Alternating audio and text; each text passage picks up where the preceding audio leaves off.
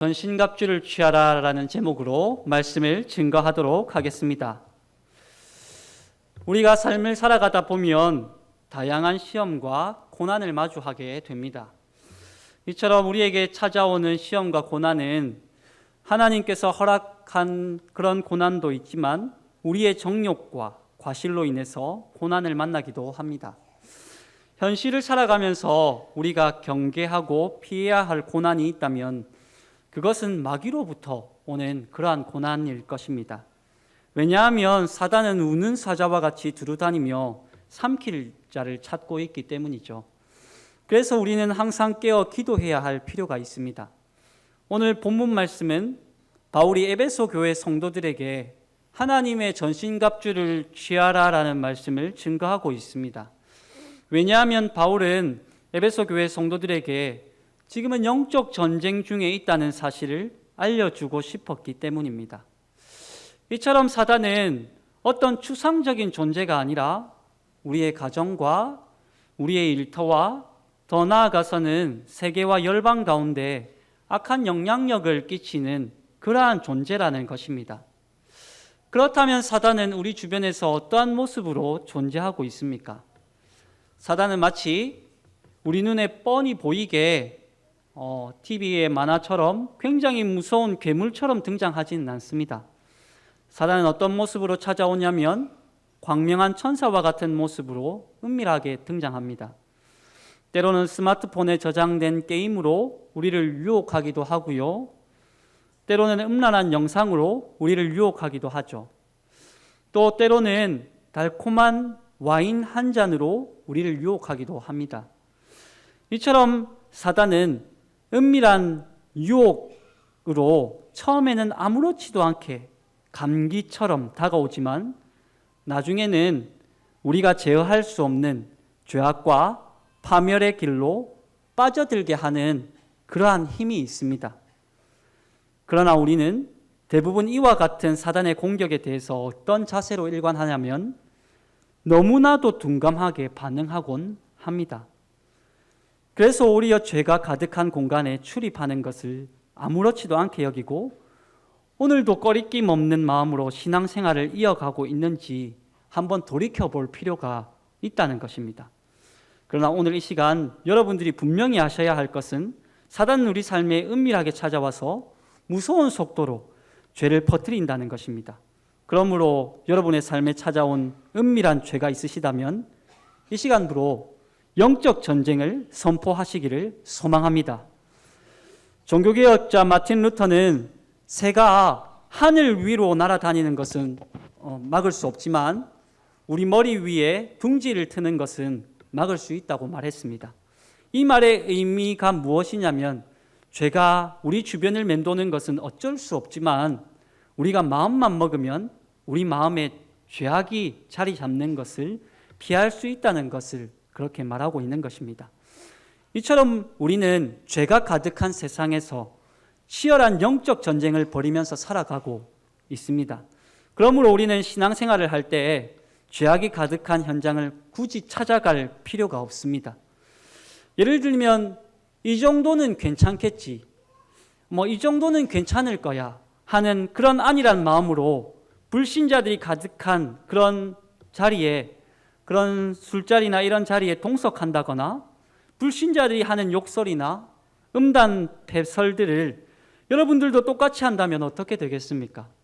그때 사단은 우리의 마음에 은밀한 그 틈을 타고 그리고 그렇게 역사할 수 있다는 것입니다.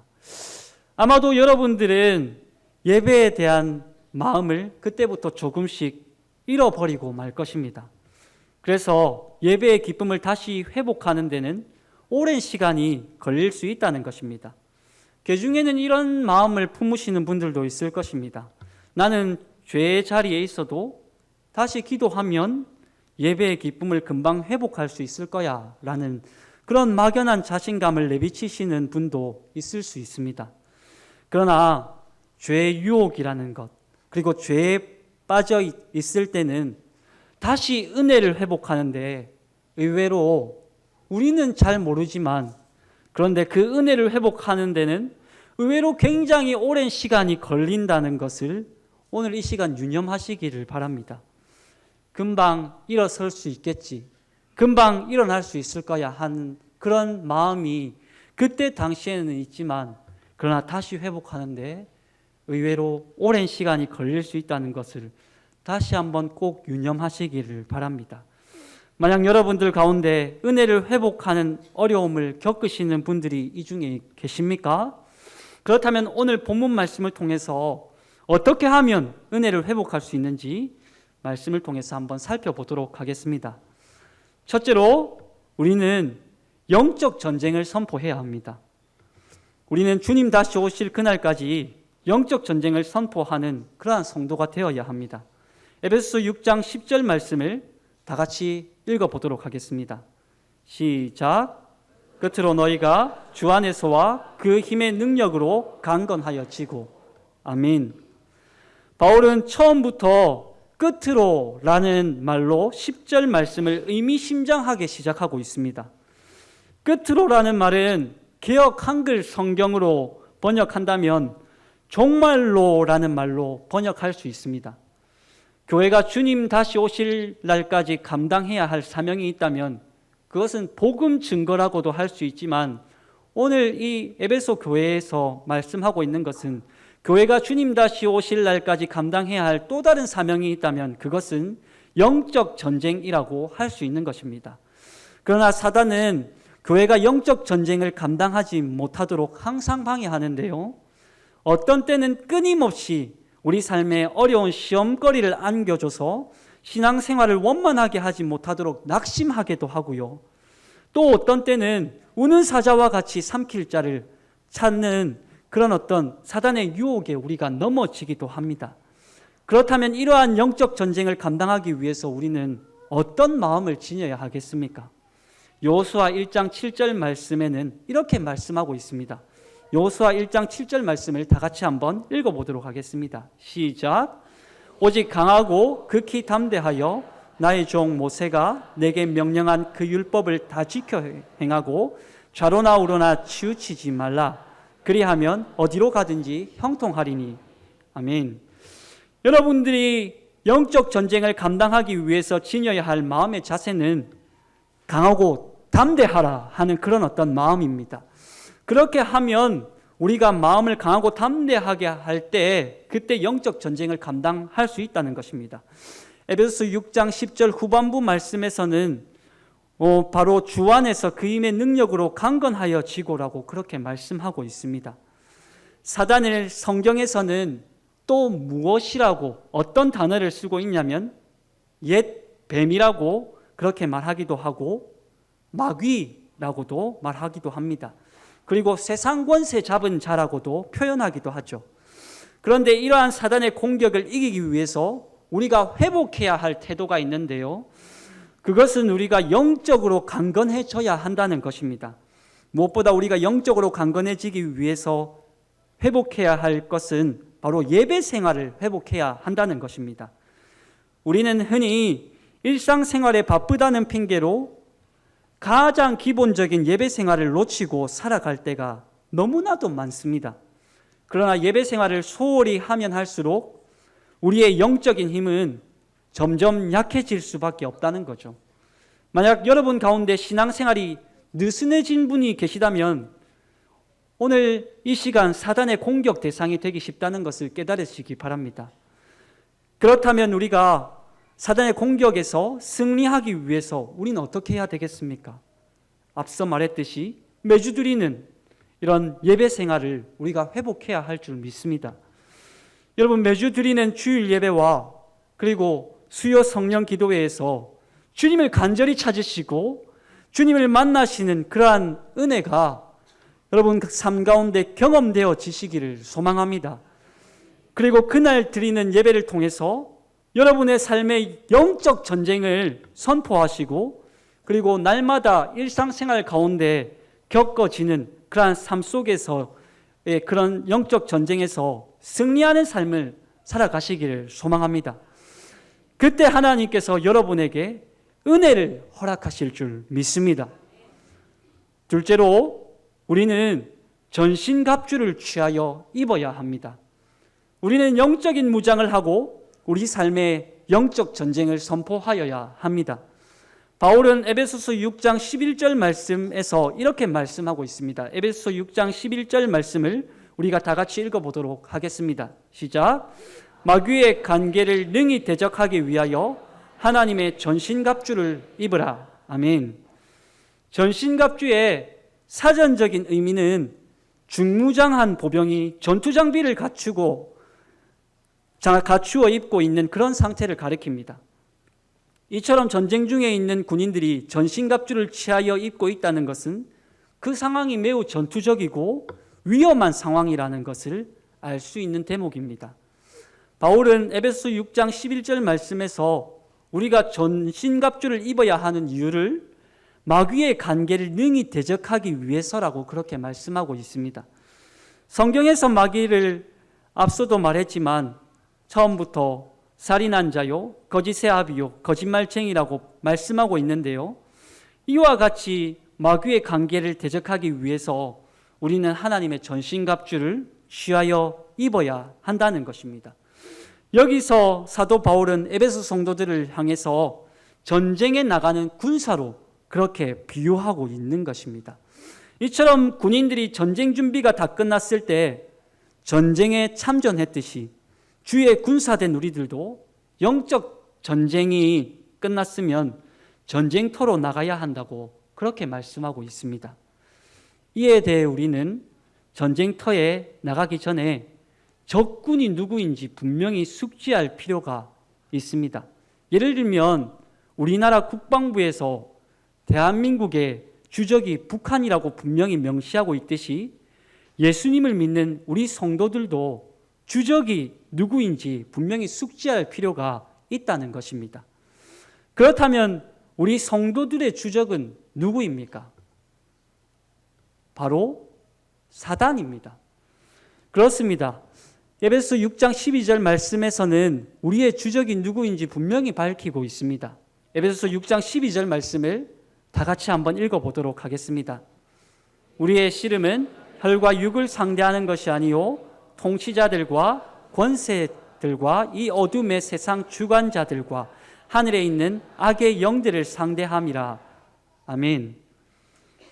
바로 사도 바울은 우리 예수 그리스도를 믿는 그리스도인들의 주적을 사단이라고 그렇게 명시하고 있다는 것입니다. 그런데 우리가 오해하고 있는 것은 무엇이냐면 우리들이 싸워야 할 대상을 누구로 오해하냐면 여러분들에게 상처를 준 사람 혹은 교회에서 여러분들을 힘들게 한 사람 그리고 우리의 육신의 연약함 그런 것으로 오해하기 쉽다는 것입니다. 그렇다면 우리가 싸워야 할 대상은 앞서도 말했듯이 여러분들의 배후에 역사하는 악한 영이라는 것을 오늘 이 시간 기억하시기를 소망합니다. 그런 어떤 상처를 준 사람이나 힘들게 한 사람에 너무 연연하지 마시고 그 배후에 역사하는 악한 영에 대해서 우리는 기도하고 그리고 그 부분에 대해서 영적 전쟁을 벌여야 한다는 것입니다. 우리는 바로 우리의 배후에 역사하는 악한 영과 싸워야 합니다. 이처럼 우리가 싸워야 할 대상은 바로 사단이라는 것입니다. 이 사실을 분명히 아시고 영적 전쟁에 임하신다면 여러분에게 다가오는 어떠한 영적 싸움에서도 승리할 줄 믿습니다. 그렇다면 악한 영을 이겨낼 수 있는 하나님의 전신갑주에는 어떤 무기들이 있습니까? 에베소 6장 14절에서 17절 말씀을 다 같이 한번 읽어보도록 하겠습니다. 에베소 6장 14절에서 17절 말씀입니다. 그런즉 서서 진리로 너희 허리띠를 띠고 의의 호심경을 붙이고 평안의 복음이 준비한 것으로 신을 신고 모든 것 위에 믿음의 방패를 가지고 이로써 악한 자의 모든 불화살을 소멸하고 구원의 투구와 성령의 검 곧 하나님의 말씀을 가지라. 아멘. 사도 바울은 하나님의 전신갑주에 대한 무기들을 여러 가지로 나열하고 있습니다. 영적 전쟁을 치르기 위해 갖추어야 할 무기 중에는 다양하게 있는데 그 첫 번째 무기는 바로 진리의 허리띠를 띠라는 것입니다. 로마군이 전쟁할 당시에 군사들이 두르고 있었던 띠는 병사들의 옷을 단단히 묶는데 너무나도 용이했습니다.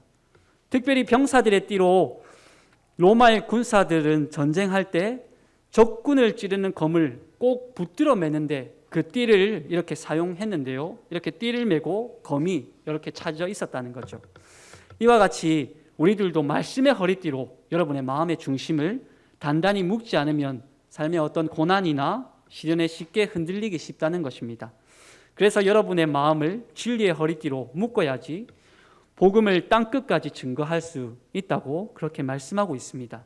그러므로 여러분의 삶에 어떠한 시험과 환난이 닥쳐온다고 할지라도 여러분의 마음의 중심에 예수 그리스도의 복음의 띠로 단단히 묶으시고 어떤 상황이나 그리고 어떤 형편 가운데서도 흔들리지 않는 그런 신앙을 소유하시기를 바랍니다. 그리고 영적인 전쟁을 치르기 위해 갖추어야 할 두 번째 무기는 의의 호심경을 갖추라고 그렇게 말씀하고 있습니다. 여기서 호심경이란 어떤 무기냐면 로마 시대의 전쟁이 시작되면 병사들의 가슴판, 이 가슴판을 보호하기 위해서 노스로 이렇게 붙인 전쟁 무기를 의미합니다. 그리고 로마 군인들이 이 호심경을 입기 위해서 갖추어야 할 또 다른 전쟁 무기가 있었는데 그것은 이 노스로 된 투구와 그리고 방패도 그렇게 구비해야 했었습니다. 이것을 같은 의미로 이 사도 바울이 말하고 있는데요. 사도 바울은 의의 호심경과 믿음의 방패와 구원의 투구를 함께 갖출 것을 당부하고 있습니다. 왜냐하면 이 세 가지 무기가 하나님의 의와 관련이 있기 때문입니다. 그렇다면 이 의에 대해서 강조하면서 사도 바울은 의란 무엇인가에 대해서 또한 말씀하고 있는데 예수 그리스도께서 우리의 죄를 위하여 십자가에 죽으신 것, 그 의에 대해서 이 의의 호심경에 대해서 말씀하고 있습니다. 예수 그리스도께서 우리의 죄를 위하여 십자가에 죽으셨기 때문에 누구든지 주를 믿으면 우리를 의롭다고 선언해 주는 것, 그것이 바로 의라고 할 수 있습니다. 그것을 칭의라고 하는데 신분상으로는 우리가 죄인에서 의인으로 신분이 변화된 것을 바로 의라고 할 수 있는 것입니다. 우리가 하나님과 원수된 관계에서 하나님의 아들된 관계로 변화된 것, 그 신분이 변화된 것을 의미하는 것입니다. 그것이 바로 하나님의 의입니다.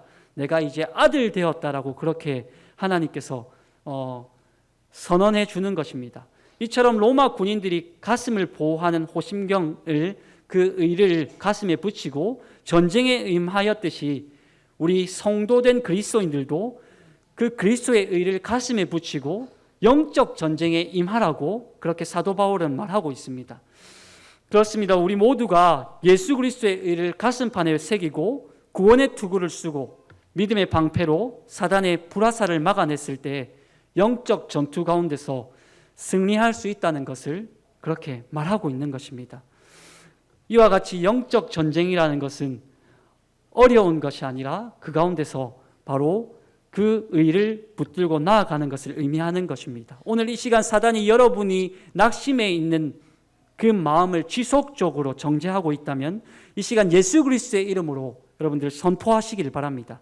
왜냐하면 여러분들은 예수 그리스도의 그 의를 덧입었기 때문에 우리가 구원받은 백성으로서 우리가 주님 앞에 나아갈 때 하나님께서 놀랍게 역사하실 줄 믿습니다. 그 의를 붙들고 계속적으로 나아가시기를 소망합니다. 영적 전쟁을 치르기 위해서 갖추어야 할 세 번째 무기는 평안의 복음의 신을 신어야 합니다. 로마 군인들이 신는 군화는 긴 행군에 유용하도록 만들어졌습니다.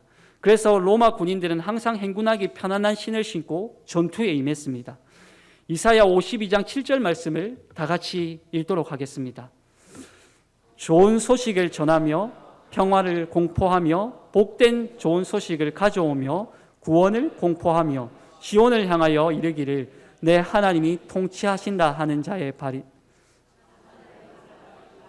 어찌 그리 아름다운가. 아멘. 이처럼 여러분들이 복음을 전하는 발, 즉 이 시대 요즘 여러분들이 증가하는 동력자 전도를 한다거나 그리고 길거리 전도를 하는 발이 하나님께서는 어떻게 보시냐면 여러분들이 전하는 복음의 발걸음을 헛되다고 여기지 않으시고 여러분이 전하는 복음의 발걸음을 매우 아름답다고 여기신다는 것을 그렇게 아름답다고 보신다는 것입니다. 그리고 그 발걸음을 매우 귀하게 여기신다는 것을 꼭 기억하시기를 바랍니다. 이처럼 우리는 영적 전쟁을 감당하기 위해서 하나님의 전신갑주를 취하여야 합니다. 우리가 전신갑주를 취한다는 것은 매우 어려운 일이 아닙니다. 구원의 확신을 가지고 진리로 무장하여서 주님이 가라고 하는 곳에 가서 복음의 비밀을 선포하는 것입니다. 그것이 바로 하나님의 전신갑주를 취한 군사다운 행동인 줄 믿습니다. 따라서 여러분 모두 하나님의 전신갑주를 취하여 복음을 증거하시기를 바랍니다. 셋째로 우리는 영적 전쟁을 기도로 감당해야 합니다. 우리 삶에 찾아오는 영적인 공격은 다른 사람이 대신 감당해 줄 수 없습니다. 우리에게 찾아온 영적인 공격은 우리가 기도로서 이겨내야 합니다. 에베소서 6장 18절에서 19절 말씀에는 이렇게 말씀하고 있습니다. 모든 기도와 간구를 하되 항상 성령 안에서 기도하고 이를 위하여 깨어 구하기를 항상 힘쓰며 여러 성도를 위하여 구하라. 또 나를 위하여 구할 것은 내게 말씀을 주사 나로 입을 열어 복음의 비밀을 담대히 알리게 하옵소서 할 것이니. 아멘. 이렇게 말씀하고 있습니다. 바울은 먼저 복음의 비밀을 선포하는 말씀 사역자를 위하여 기도하라고 말씀하고 있는데요. 그것은 오늘 본문에서 말씀하고 있는 말씀 사역자는 곧 사도 바울을 가리키고 있습니다. 사도 바울은 에베소 성도들에게 복음의 비밀을 담대히 전할 수 있도록 기도해 줄 것을 당부합니다. 이처럼 우리도 하늘샘 교회에서 날마다 말씀의 꼴을 먹이시는 담임 목사님과 그리고 부교역자들을 위하여서 기도할 필요가 있습니다. 왜냐하면 말씀 사역자들은 영적 전쟁의 최전선에 서 있기 때문입니다. 그러므로 우리 교회의 말씀 사역자들이 복음의 비밀을 담대히 알릴 수 있도록 기도할 때 교회는 영적으로 강건해질 줄 믿습니다. 이어서 바울은 에베소 성도들에게 당부하는 것이 무엇이냐면 성도들을 위하여 기도하라고 요청하고 있습니다. 여러분 가운데 목장에서나 초원에서 붙들고 기도하는 기도 제목이 있으시다면 그분들의 상황과 처지를 두고 기도하시기를 원합니다. 여러분 목원 식구들 가운데 갑작스런 질병이 찾아와서 치유를 두고 기도하는 목원들이 계십니까? 그렇다면 그 상황과 처지를 두고 목장 식구들이 함께 기도하시기를 원합니다. 오늘 이 시간 여러분의 목원 가운데 계획했던 일이 잘 진행되지 않아서 그러한 기도 제목을 내는 그러한 목원들이 계시다면 그 기도 제목을 두고 함께 기도하시기를 원합니다. 또 여러분의 목원 가운데 영적인 광야를 만나서 하나님 앞에서 힘든 나날을 보내고 계신 그러한 분들이 계시다면 그분의 신앙의 회복을 두고 기도하시기를 원합니다. 하나님께서는 여러분의 간구를 그리고 또한 여러분의 기도 제목을 들으시고 응답하실 줄 믿습니다. 종교개혁자 마틴 루터는 나는 너무 바빠서 3시간씩 기도합니다라고 말했습니다. 왜냐하면 당시 카톨릭 교회는 부패와 타락으로 희망이 보이지 않았기 때문입니다. 무엇이 하나님의 뜻인가, 무엇이 하나님의 소원인가 고민하던 마틴 루터가 붙들었던 것은 그 당시에는 기도밖에 없었습니다. 마침내 마틴 루터는 1517년 10월 31일에 비텐베르크 성당의 95개조에 달하는 방방문을 내걸고 종교개혁의 신호탄을 쏘아 올리게 됩니다. 여러분 기도는 우리 삶을 변화시키는 그런 역사를 일으키기도 하지만 더 나아가서는 이 기도로 말미암아 세계 역사의 한 획을 긋기도 하죠.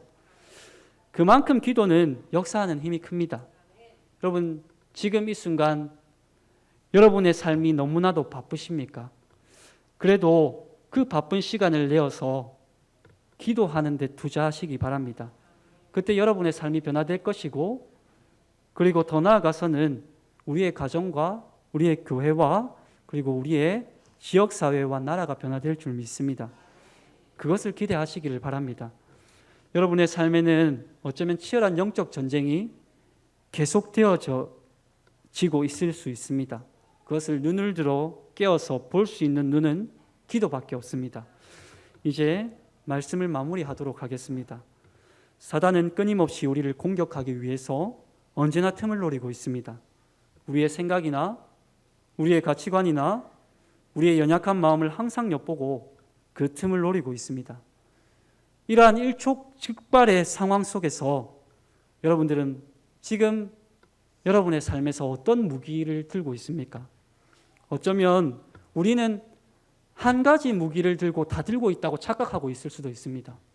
나는 지금 다 들고 있어 라고 그렇게 생각하고 있을 수도 있습니다. 그런데 그것은 오산일 수 있습니다. 여러분, 지금 사도 바울은 6가지의 영적 전쟁의 무기들에 대해서 말하고 있는데 우리는 한 가지 무기만 알고 있고 거기에 대해서 나는 다 알고 있다고 그렇게 말하고 있는지도 모른다는 것입니다. 이처럼 사단은 날로 예수 그리스도를 믿는 것을 그렇게 방해합니다. 이제 우리는 결정해야 할 때입니다. 악해져가는 세상 속에서 우리는 하나님의 전신갑주를 취하여 입고 어둠의 영을 대적할 것인지 아니면 세상과 타협하면서 미지근한 신앙생활을 해야 할 것인지 이제 우리는 결정해야 할 때입니다. 이러한 상황 속에서 여러분들은 어떤 결정을 내리시겠습니까? 분명한 것은 마지막 때가 가까이 올수록 영적 전쟁은 더욱 치열해질 것입니다. 그 와중에 여러분들이 영적 전쟁에서 승리할 수 있는 비결은 오직 예수 그리스도의 이름으로 여러분 자신과 그리고 여러분 가정과 우리 교회와 이 나라를 위해서 기도할 때 분명히 승리를 주신다는 것을 믿음으로 나아가야 된다는 것입니다. 그것을 분명히 믿으시고 이 세상 가운데 주님을 의지하며 나아가시기를 소망합니다. 그때 주님께서 승리를 허락하신다는 것을 믿고 그리고 주님 앞에 온전히 나아가시기를 간절히 소망합니다. 이 분명한 말씀을 붙들고 살아가시는 모든 하늘샘 교회 성도님들 다 되시기를 바랍니다. 이 시간 말씀